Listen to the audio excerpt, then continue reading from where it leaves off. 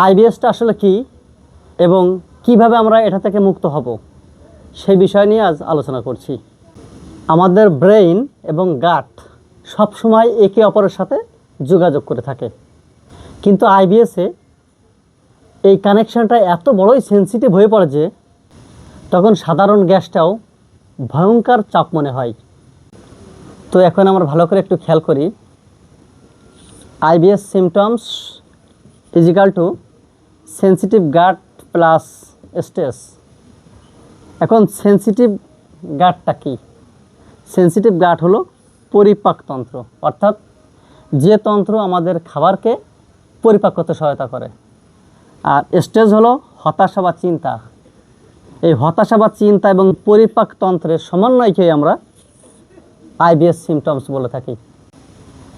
আইবিএসে specially পেট ব্যথা, পেট ফাঁপা, খাবার পর অস্বস্তি, হঠাৎ ডায়রিয়া, হঠাৎ কোষ্ঠকাঠিন্য, এরকম টাইপের কিছু লক্ষণ প্রকাশ পায়।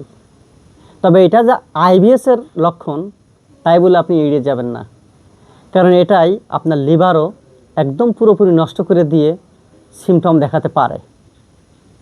আসলে এটা যদি আপনাদের হয়ে থাকে তাহলে প্রথমে আপনার লিভারের কিছু পরীক্ষা করে নেবেন, যেমন লিভারের জিপিটি করে নিতে পারেন, সিরাম বিলিরুবিন করে নিতে পারেন, অথবা আপনি লিভার কেমন আছে তার একটা আলট্রাসোনোগ্রাফি করতে পারেন।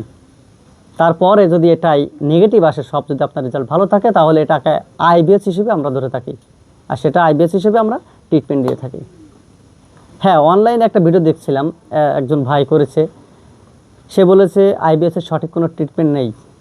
কিন্তু না, এখন আইবিএসের সঠিক ট্রিটমেন্ট আছে, এবং আপনি যদি এক নাগাড়ে 3 মাস ওষুধ সেবন করেন তাহলে আপনি সম্পূর্ণ সুস্থ থাকবেন। আইবিএসে খাবারের পাশাপাশি আপনার লাইফস্টাইলও চেঞ্জ করতে হবে, আপনাকে টেনশন মুক্ত থাকতে হবে। কিছু খাবার এড়িয়ে চলতে হবে, সেগুলো হলো শাক পাতা, দুধ, জাঙ্ক ফুড, চর্বি জাতীয় খাবার। এই টাইপের খাবারগুলো অবশ্যই আপনাকে এড়িয়ে যেতে হবে। এখন আইবিএসের যে ট্রিটমেন্টটা সদ্য বাজারে এসেছে সেটা আপনাদেরকে জানিয়ে দিচ্ছি। আপনারা প্রতিদিন রাত্রে পুরুষ হলে র্যামোচেট 5 3 মাস একাধারে ব্যবহার করবেন বা খাবেন। আর যদি মহিলা হন তাহলে র্যামোচেট 2.5 প্রতি রাত্রে একটা।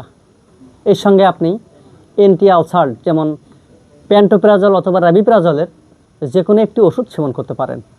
এতেই আপনি ইনশাল্লাহ 3 মাসের ভেতরে সম্পূর্ণ সুস্থ হবেন।